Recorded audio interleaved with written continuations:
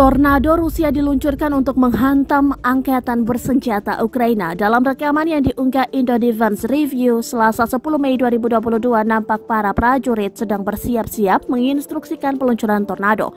Saat apa-apa diberikan oleh salah seorang prajurit, tornado pun mengudara dengan cepat dan menyasar target. Disebutkan pada keterangan unggahan, tornado Rusia menghantam posisi angkatan bersenjata Ukraina di wilayah Kharkiv. Sistem peluncuran roket ganda 9x58 Smerch Rusia beroperasi selama operasi di Ukraina.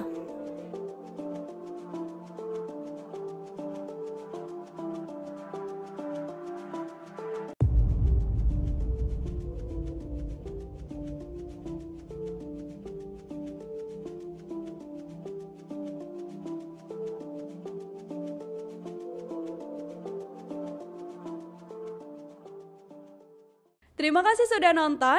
Jangan lupa like, subscribe, dan share ya.